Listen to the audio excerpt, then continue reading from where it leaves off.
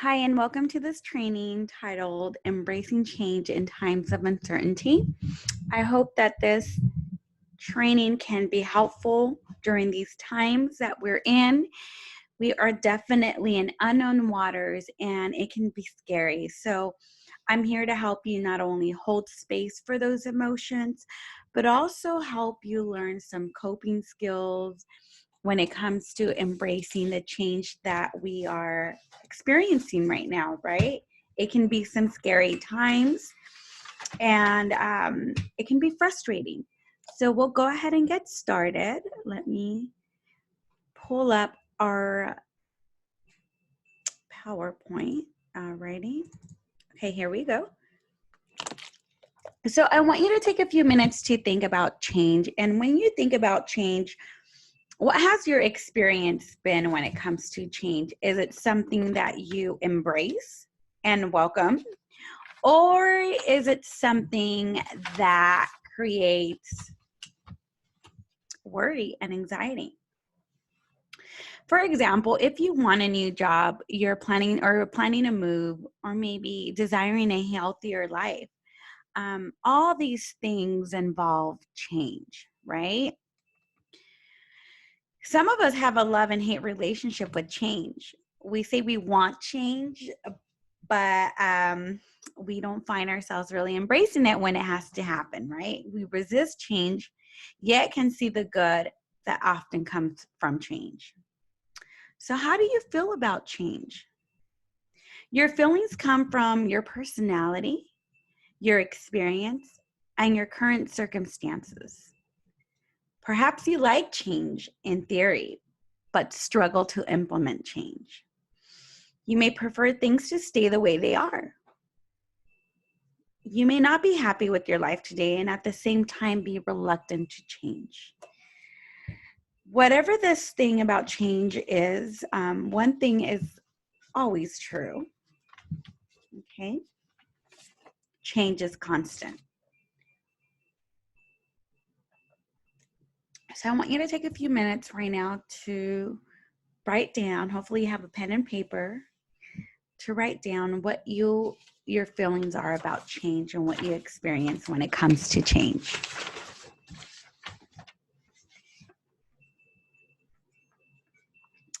We also know that change is normal. We see this with nature. Seasons change, right? And they're necessary. Our body changes, it metabolizes food. Our emotions fluctuate, right? Like waves, and circumstances shift. And we also see change in relationships. Relationships evolve.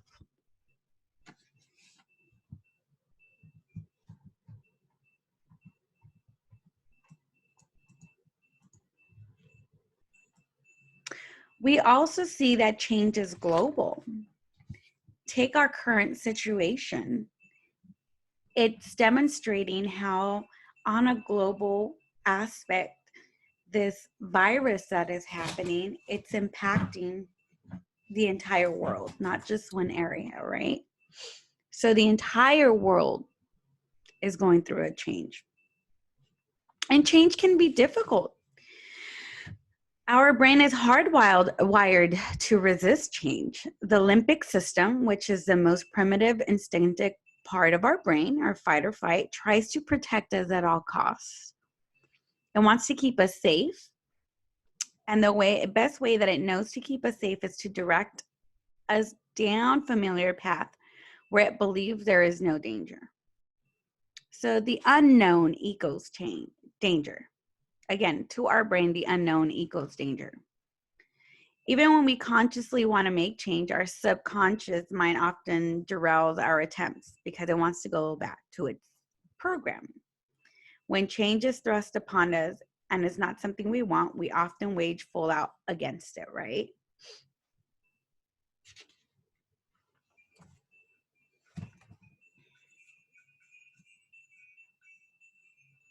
And as I mentioned, change is constant. So before you start, whether you're in a place where you're desiring a change and you just don't know how to embrace it, it's good to take time to stop.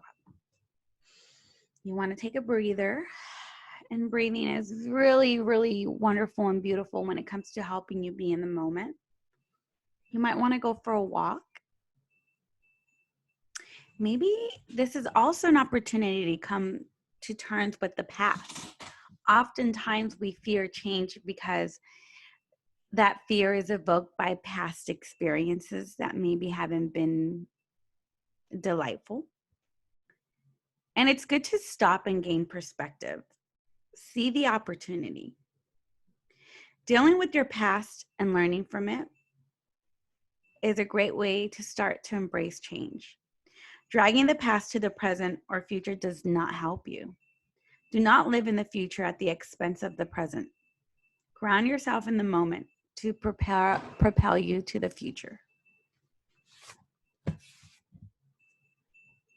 So how do you embrace change?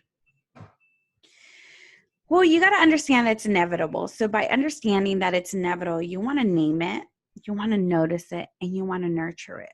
I think oftentimes we go through the motions of changes, but they're very abrupt. And you can be in control by being in the moment, by acknowledging, by naming it. And sometimes that may mean that you need to reach out to a mentor or to somebody to help you. And that's okay. It's okay to ask for help when it comes to change.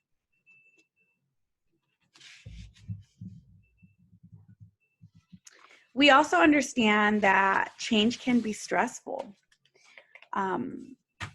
Whether it's in relationships or in career, or even right now, this change that is global has been a stressful change for a lot of people, right?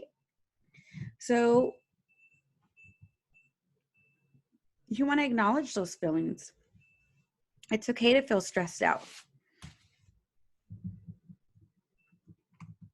And again, remember to breathe, remember to ground yourself, remember to be in the moment when it comes to change.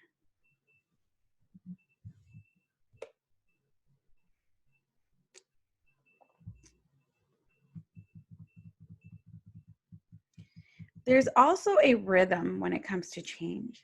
So notice where you are on the rhythm of change. Are you in the resisting, resigning, relax, or rejoicing? Do you like change? Does change matter to you? Right? And why does it matter? So I want you to take a few moments right now to review and write down, what is it about change that you like and that matters? And we'll take a few minutes so you can record that.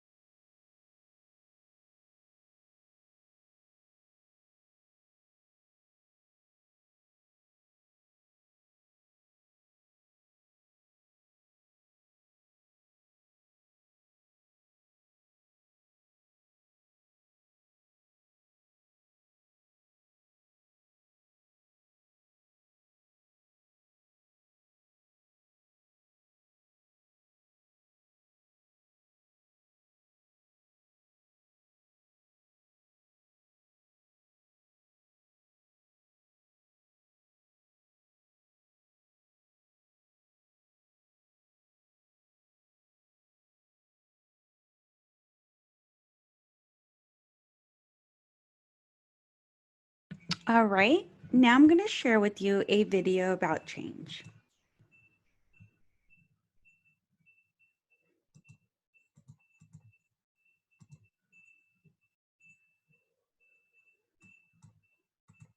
Our bodies may be limited, but it's our spirit that's unstoppable. When I let go of what I am, I become what I might be. The defiant human spirit remains steadfast. When you choose courage in the face of fear, you defy the things that hold you back from greatness. I think that life is not about the amount of days that you live on this earth, but it's about what you fit into those days that allows you to live a remarkable life. Every one of us, every single day, is blessed with the air that we breathe, the opportunities that we have. And I challenge you every single day to get out of bed and do something that your future self will be proud of. At some point, we all bought into this lie that you gotta feel ready in order to change. We are not designed to do things that are uncomfortable or scary or difficult. And in order to change, in order to do all those things that you know you want to do with your life, with your work, with your dreams, you're going to have to do things that are difficult, uncertain, or scary. We want to change. We want to live a better life. The desire is there. Again, it's about how do you go from knowledge to action. You and I are designed to be purpose-seeking mechanisms. When we're not, when we live in our comfort zone, we live a life of survival.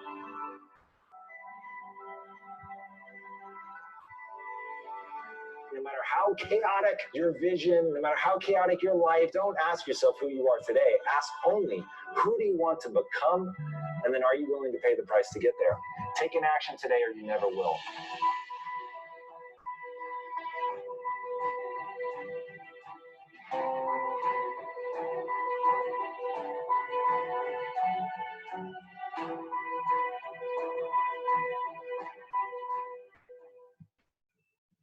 There's so many reasons that going ever All right. So let me get out of here. is good for you as the course. That is a very inspirational and positive video about change. And now I want to show you one about changing your mindset, because like I said earlier, our mindset, our subconscious mind is a platform to embracing change, for instance. And if we're programmed with old belief systems and old ideas and attitudes that change is scary, that it's too hard, that I'm not ready, then it's always going to be this very challenging and discomfort situation for you.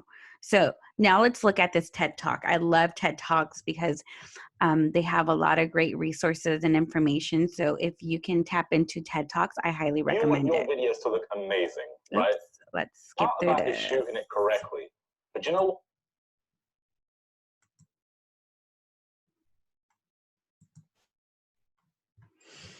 Alrighty.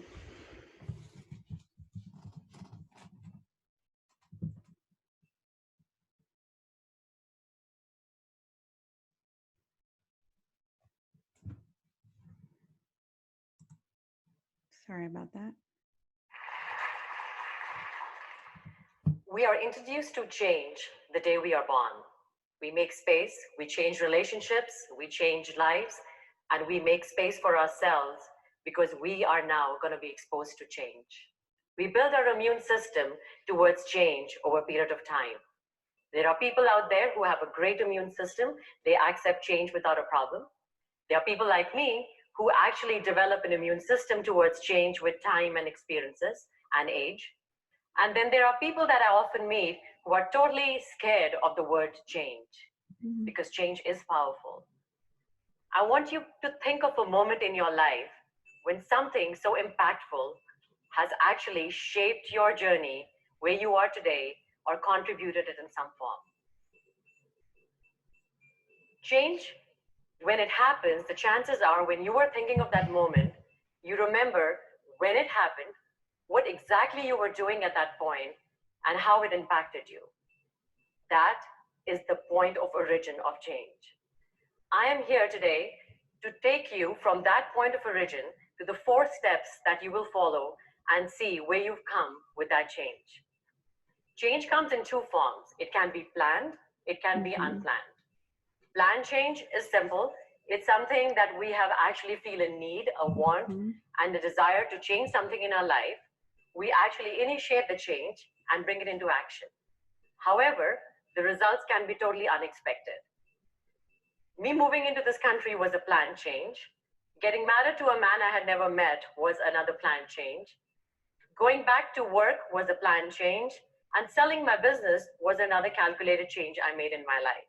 All four have different results. Some are work in progress, some had to be changed further. But however, going back to work was a planned change, but leaving my job was unplanned. It was in 2001 that I took my then 2.5-year-old daughter to an emergency room thinking she has a fracture. It was planned all night that I will take a day off, my husband will take a day off, and we will head to the emergency room. And we went thinking she has a fracture. We came out with her diagnosis of leukemia. I was at that point sitting on the first step of change called denial.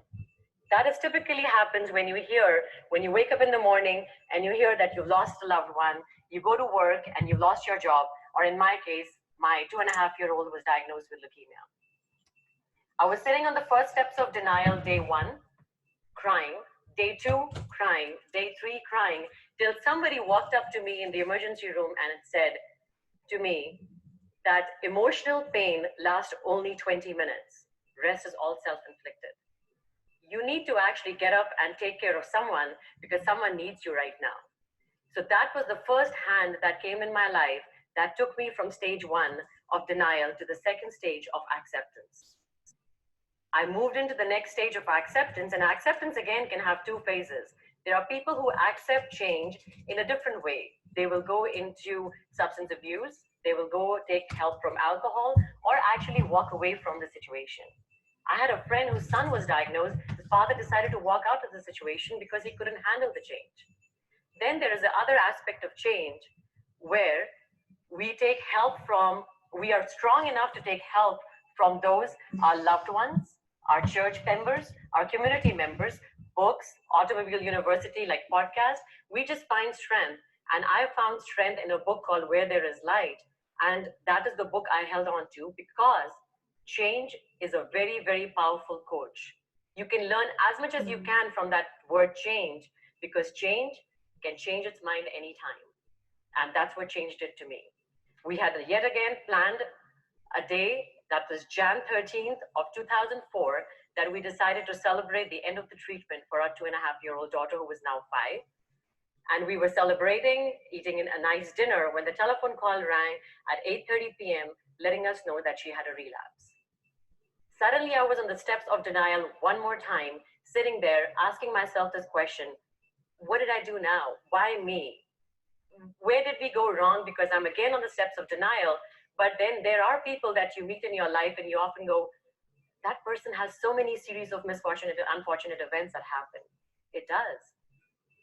And at that point, saying my stay at the steps of denial was a little longer this time, but then I realized I had the experience of acceptance, so I moved on to the next stage of acceptance. And when I was there, I had her oncologist, the second person in my life, who walked up to me and said that it was his job to make her healthy and my job to make her happy. And he took me to the next stage of managing a new you, which was called the maintenance phase. We moved there and we accepted what was there. And the rule number 1, when you move on to acceptance, is never ever compare your life to what it was yesterday. It's a new life, it's a new you. So don't compare your life to what it was yesterday. Don't compare your life to somebody else whose life is perfect, because your normal now is different from everybody else's normal. We're going to create a new normal, and that's when my 5-year-old asked a question. Mom, I got the diagnosis the second time. Will Make-A-Wish Foundation, which grants wishes to kids with life-threatening medical conditions, grant me another wish? And then I told her they have a one-wish policy. She says, but I got it twice. I'm like, yeah. And that time, she had a 6-inch tool in her hand, dipped in color, and she was painting. And that time I told her, we're going to actually change something this time. And I looked at her and said, we're going to go ahead and change and make this black and white life colorful. You're going to go ahead and paint and see if you can spread this magic everywhere else. She goes, what does that mean? We're going to grant wishes instead. So 3 things happened at that particular stage. 1, that 5-year-old girl at that point found her journey. She found healing, she found hope, she found life, and she found herself in that journey, and she today found her career in that journey too, that she painted and gave hope to herself, and she recovered faster and in that particular process. Second thing that happened in that journey is I found myself as a woman, as a mother, as a wife, as a friend, and I found the meaning of my name Manu, which meant making a new you. What that meant to me was that I found myself I was wasting time in doing so many things that were not even important. And then if I had not had this situation in my life, I would be a regular family just dealing to 9-to-5 job and trying to do the work-life balance. And here I am actually spending quality time with my daughter. And the third thing that happened, which was never planned by anybody at this point, was that magic of her painting was spreading everywhere. She sold her first painting for $40 and a last for $90,000. She raised $200,000 by just selling her art and donated every single penny to Make-A-Wish Foundation.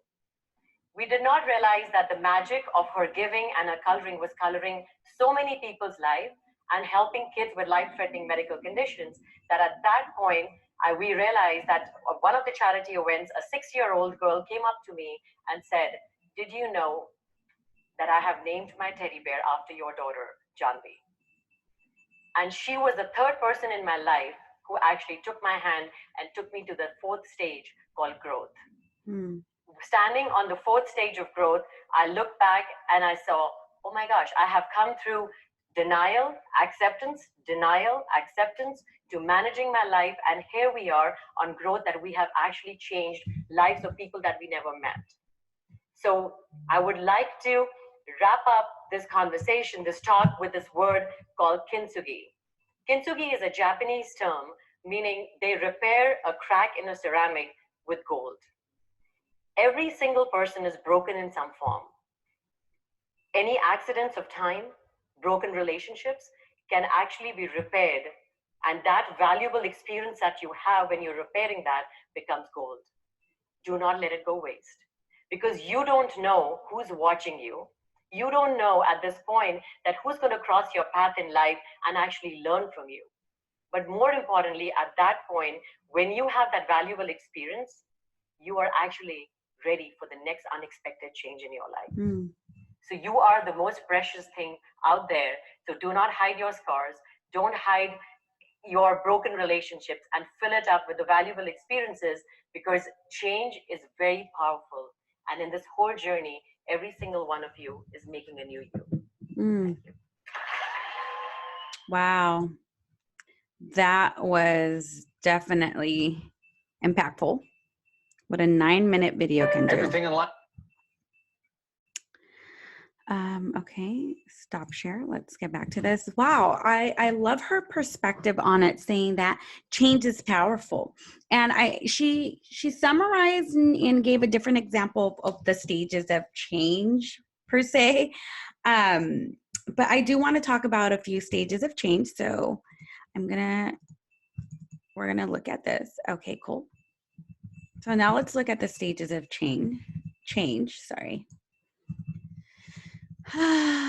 So what are the risks of not changing? I mean, if we just decide to resist against change or not change for the betterment, maybe it's health-wise, maybe it's relationship-wise, maybe it's career-wise. What are the risks for not changing? And what are you settling for when it comes to not changing?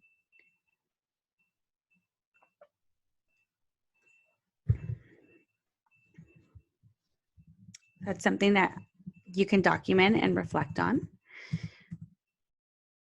So we understand that we can't control change, right? There's a progression of change. There's stages and different spectrums of change. And you can't control change, but you can change your attitude, control your attitude towards change. And one of the things that this lady, Manu, said on the video was, she said change is powerful. So even just changing the language and verbiage around change can make change easier. Like, change is powerful instead of change is hard. So we're going to look now at these different stages of this graph right here of change. So we are obviously going to start with denial, right? So we're going to look at this denial. So denying is not accepting it. One of the things she's mentioned is don't look back to how things used to be, but that's something that often happens when we're in denial, is constantly reflecting and ruminating on how things used to be and how good they used to be. Also, this can't happen. You might numb yourself. You might just try to act like, oh, this is no big thing. Maybe that's the attitude or the behavior that a lot of people are taking on when it comes to this COVID-19. Like, oh no, like this can't be real. Like, we're going to go back to normal. Like, we also tend to minimize it. Maybe it's not that big of a deal. And we might also refuse to hear new information, right? So denial. Have you ever experienced denial when it comes to change?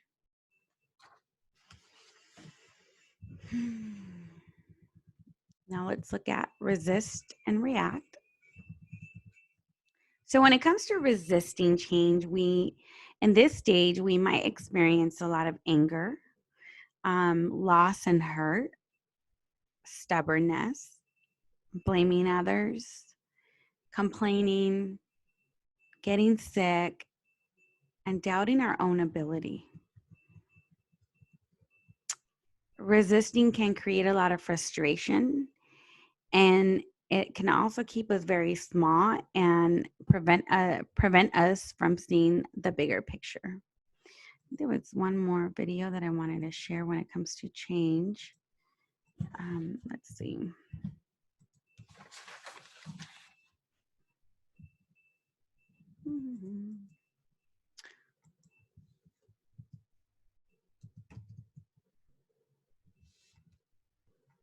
Okay.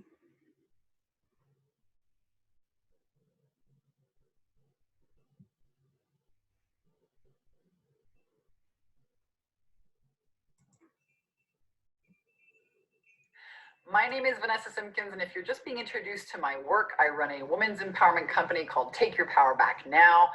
Started several years ago. I overcame. Hi, I'm Jack Canfield, and today I want to talk to you about how to embrace change in a way that allows you to thrive no matter what is happening in your life.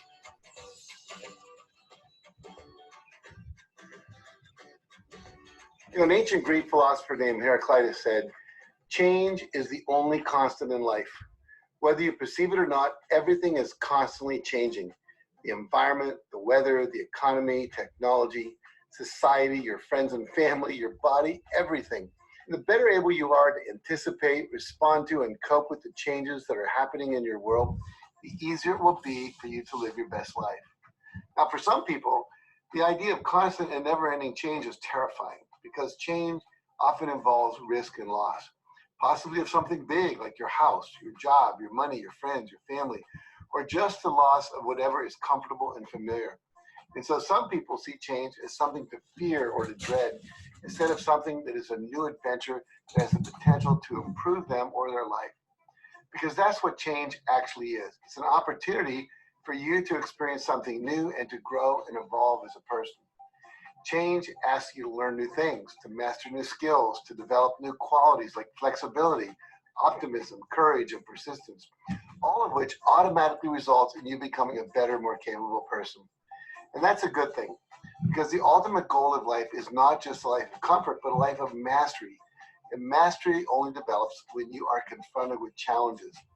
When you try to resist change, you rob yourself of the experiences that can transform your life on both a professional and a personal level.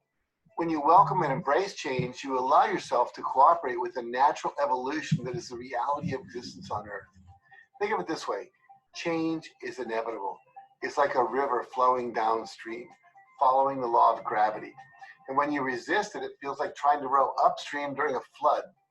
When you accept change and embrace it, it's like easily flowing downstream. You may still need to row to avoid ramming into a rock or a bridge above it, but it won't feel like you're fighting the current. Life gets easier. So here are a few tips to help you deal with change. The first one is to take the time to fully understand and apply the equation E plus R equals O. Now, E plus R equals O stands for event plus response equals outcome. And it's your response to any event, not the event itself, that determines the outcome you experience. You can't change the events that happen. They just occur outside of your control. As one of my friends like to say, the world is just out there worlding. You can't stop the rate of technological change occurring in the world. The internet, personal computers, smartphones, Facebook, Twitter, Pinterest, Instagram, Uber, Lyft, Amazon.com, cable television, cryptocurrencies like Bitcoin and Ethereum are all examples of changes that are events that have happened. Global warming, floods, droughts, earthquakes, mass migrations of huge populations, trade wars, massive layoffs, massive shootings, terrorist attacks, cyber attacks, and the rise of nationalism and populist leaders are all events that represent change in our world.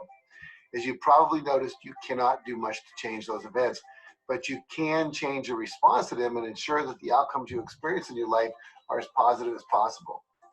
Now, if you want to learn more about my proven formula to take control of your life, make sure to check out my Success Formula webcast. All right. So I love what he said about resisting change, that it's like going upstream on a river, right? Now, on a more personal level, let's say you lose your job. You could start freaking out over the sudden loss of a guaranteed income each month. You could blame yourself for not being good enough and fall into a state of hopeless despair that keeps you sitting on your couch, numbing your pain with hours of mindless TV watching. Or you could choose to see this event as a gift, as your chance to pursue a new opportunity that's more in alignment with your deeper goals and dreams, and use your newly liberated time and energy to develop the skills and expertise you'll need to create your ideal life. Now, whenever a change happens that seems like a tragedy, always remember there is a gift in it. As Napoleon Hill, the author of the timeless classic Think and Grow Rich, has stated, every negative event contains within it the seed of an equal or greater benefit. Now, I have many friends and clients who have lost their homes and all their possessions to a flood or a fire. They've lost their loved ones to divorce, suicide, drug overdoses, and automobile accidents. Who've lost their jobs due to mergers, layoffs due to the recession, or to new technologies that made their jobs obsolete. In every case, years later, they look back and realize that those seemingly tragic events were turning points in their lives that led to something far better than what they had before. A better job, a more fulfilling relationship, new friends, deeper wisdom, more freedom, the discovery of their true life purpose, the development of new skills, and spiritual growth. Now, I can remember my own life when I was in my mid-20s. I was working at a government training center in Iowa when the government decided to shut it down. At that time, I thought it was the end of the world. I loved the job and I loved the people working there. I was devastated. But what ultimately happened was that a month later, I was taking a workshop in Chicago run by people who worked for W. Clement Stone, who was a close friend of Napoleon Hill. And when they found out I was being laid off, they offered me a job, which is where I began to learn about so many of the things that I teach today. Things like the importance of taking 100% responsibility for everything that happens in your life, how the law of attraction works, the power of goal setting, how to use affirmations and visualization, the power of the mastermind group, and the importance of taking action now. If I hadn't lost that job, I might still be working in a small training center in Iowa. Now take a moment later today and think back to some change that you feared or resisted and all the good that eventually came from it. Once you begin to see that, you begin to anticipate the good that will come from the changes you're now facing. A good question to always be asking yourself is, what's the opportunity that this is?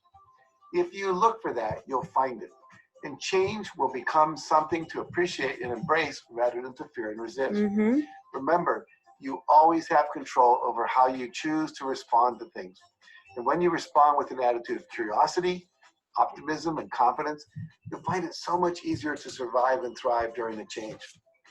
Now, my second piece of advice is to believe it's possible to create positive outcomes no matter what change is happening around you.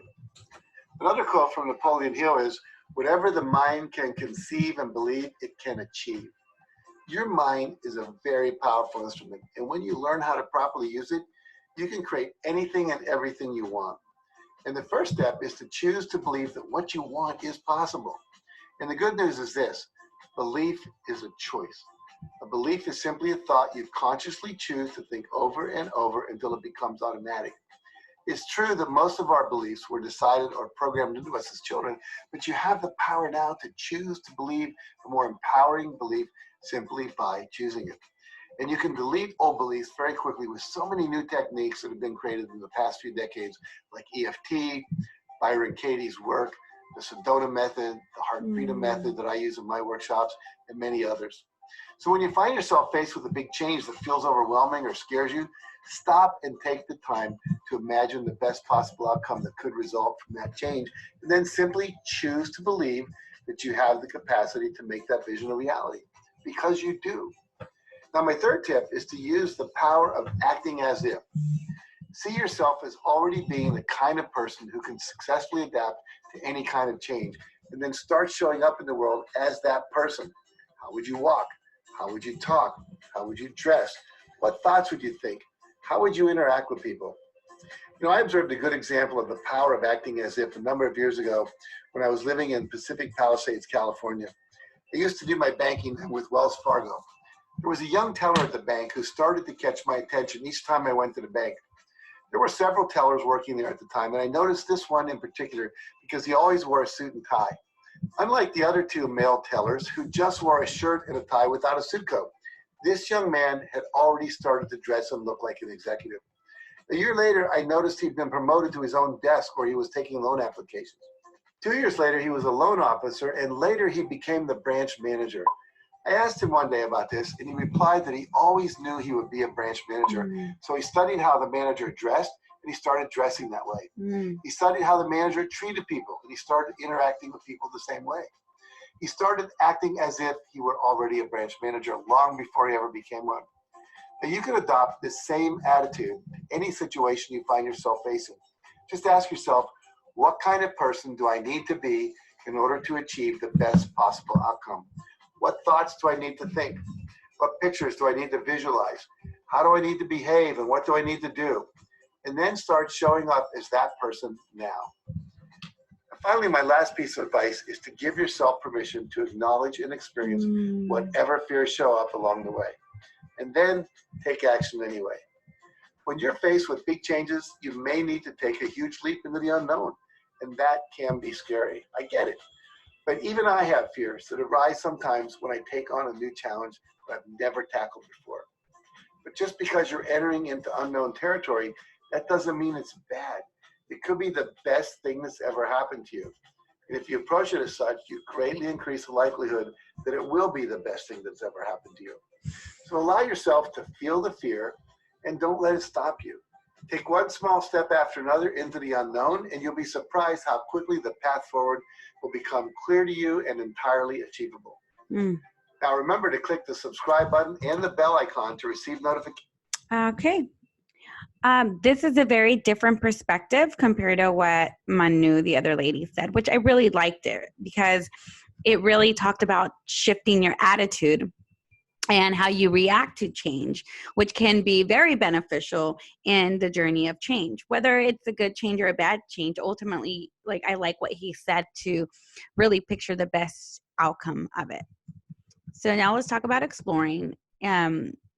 This is something that we can tie into that video is like when you start exploring the best possibilities, like seeing the possibilities, acknowledging the chaos and the fear, also identifying like, am I clear? Am I indecisive? Am I unfocused? Where's my energy? Do I need to clarify my goals? Do I need to create goals for this change? Who do I see this change? And how is it going to impact me? For example, this COVID-19 thing has created a lot of change in my home where I had to clarify my home goals, like as far as my daily schedules, because now I have to help my kids with their homework as well. So I also had to become resourceful, right, when it comes to this change and exploring alternatives. And it's also led me to learning new skills. Definitely not teacher skills, but learning how to teach my kids. For a lot of people, Zoom, meeting on Zoom and doing trainings and live trainings and Zoom meetings has been something that's part of this journey of learning how to do something new, right? Learning a new skill. And I think it's good to also embrace like exploration, exploring your plan, so nurture affects changing practices. You want to find a way to make it more compelling to start and embracing this change. You also want to repeat actions that are habits that will help you take you from that default mode of this is hard, change is hard, it can't happen, it's too much. So creating new rituals, new habits that are going to be conducive to the change and make it easier, more effective. And also find support. This is the time to explore, like, who can help me? Is it a church member? Is it your husband or your partner or your wife or your therapist or your counselor? This is where you gather your tools, your support system, right? And also celebrate your successes, right? Because embracing change can be celebrated. And now we look at how do you commit? So where are you headed? What are you going to focus on? Are you going to embrace a team, your mentors, your support? What is your vision when it comes to change? And how are you going to find balance? Okay. So you want to clearly define change and how you think it may impact you. This is where you're honest. And like Jack Canfield said, honor the fear. Be specific. Okay, here's an example. My department has an organizational change. I do not know my new manager, and I'm unsure if this role will change. So notice where you are and on the change spectrum. Are you resistant? Are you exploring? Are you curious? Okay. If change has hit you hard, give yourself time to feel the fear, feel the frustration, mourn the change, right? And deal with your emotions. Also notice what about your life is still precious and beautiful. This is where you look at the infinite possibilities. We so often only see change and do not see the perspective of life as a whole. Sorry. Also, you want to play it out. You want to commit and play it out. Positive and negative scenarios for acting and not acting, for embracing change and not embracing change. What is the best thing that can happen if I take action, if I embrace change? What is the worst thing that can happen? What is the best thing that can happen if I do nothing? What is the worst thing that can happen?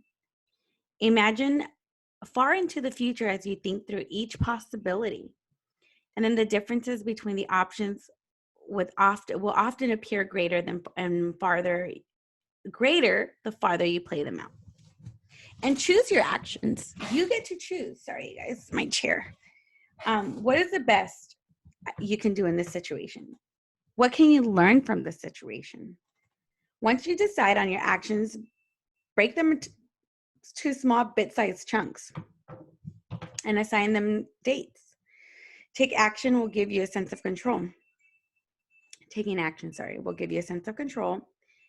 And although you cannot control the circumstance, but you can control your response, right?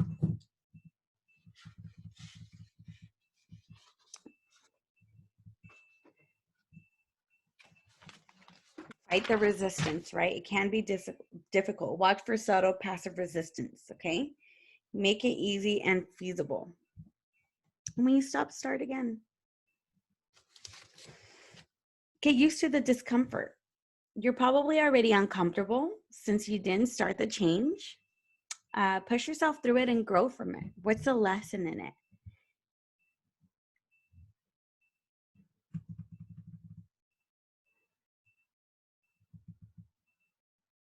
And also know that your personal change, you embarking on a personal change can also impact everything as a whole. It could be your home, it could be your work, it could be your other roles. So change in itself within you will impact your external world. Don't get stuck.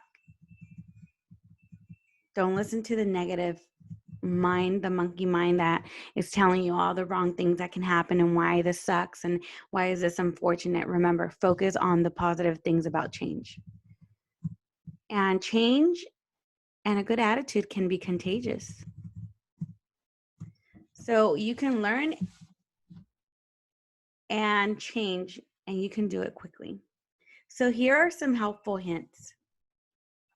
Make a conscious choice whether or not to change. Do not let your subconscious mind make the choice for you. Do not make decisions with your head alone. Be wholehearted. You will need that commitment in order to succeed. Take your time with the why, play it out, and choose actions.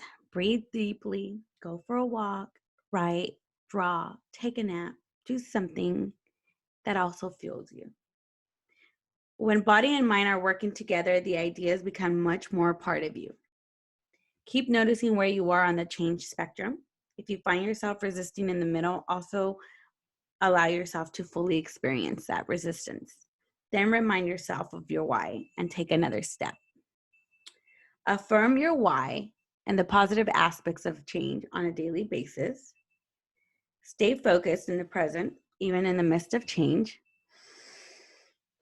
Celebrate successes no matter how small. And your celebration reinforces your decision and builds a success habit.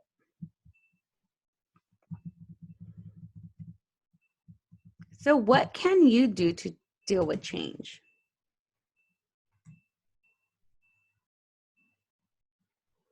And I'll give you a few minutes to write down in your journal, what can you do to deal with change?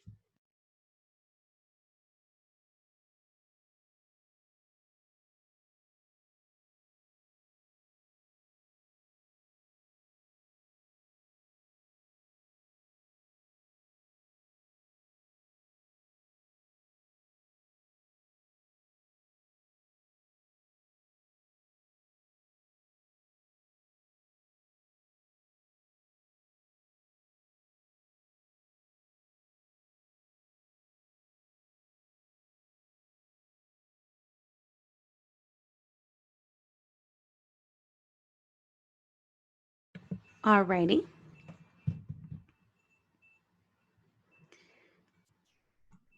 And accept change. Accept that change is an attitude. And you can change that at any given moment.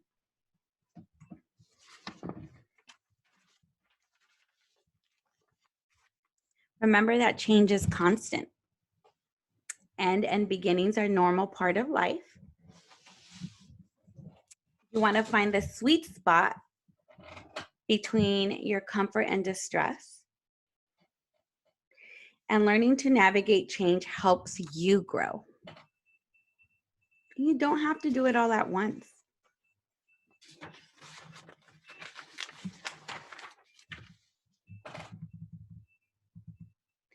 You also want to be consistent with your personal vision and change. So it also helps to define your goals. You want to plan them out. You want to get to know your why. You want to play out the pros and cons. You want to identify when there's resistance. Identify your team, your group, your support group. Also, maybe creating new rituals and getting used to the discomfort of change, and also celebrating.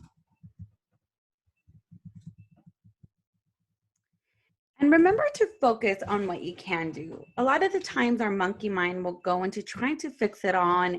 And even when we're looking towards the future, we're reminiscing on, well, what about this and what about that, and reflecting and observing all our energy on, like, well, how is it going to end up? And I just want you to know that you don't have to worry on all the details. You get to just focus on what you have control over, focus on the vision, focus on the planning, focus on the things you can control, and let what you can't, let your higher power take care of that.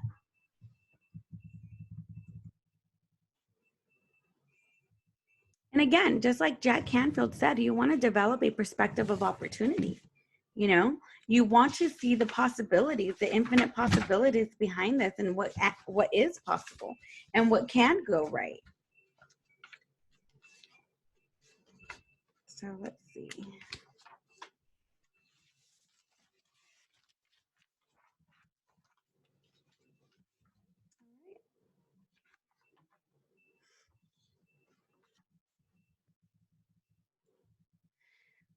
Also, change will allow you to create a willingness to learn and develop yourself. Maybe it's, you know, improving your relationship, or improving your finances, or improving your relationship with your kids.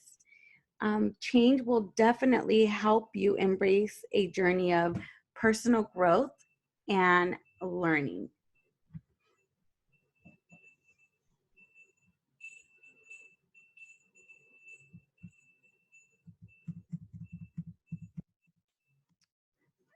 And, learn to accept the unknown. Oftentimes we don't like the unknown because it creates a sense of, I'm not in control. But are we really in control if change is constant? I think it's an illusion that we create in our mind that we're in control of everything. And it's the ego when we let go of when things happen and we find ourselves like, oh my God, what am I going to do? We fear that unknown, that space of unknown, the unknown space, the field of the unknown. But we are constantly changing. You trust your body, right? Your body is constantly doing stuff, processing food and helping you breathe and helping your heart beat. And we don't question that unknown. We trust it. So I want to challenge you to take time to embrace the unknown. Right now, we are in unknown waters as we speak, right? And so I also want to give you time to reflect on what has the last 2 months, what have you learned about yourself? What strengths have developed? What new skill have you developed? How are you different from 2 months ago before the whole pandemic happened?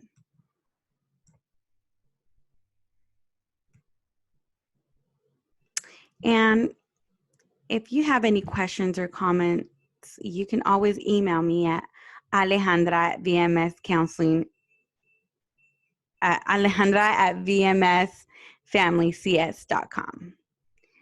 And let me stop sharing. Well, thank you so much for joining me on this training, Embracing Change. I hope that this was helpful for you. I hope that you got something out of this. And I just want to remind you that we're here for you. We're here to support you. So please reach out to us anytime you might need some additional support. You can always visit our website and check out the additional trainings that we have available for you so that you can complete your hours. We really miss you guys and we look forward to seeing you soon. And if you have any questions, again, let us know. Thank you so much. Have a good day.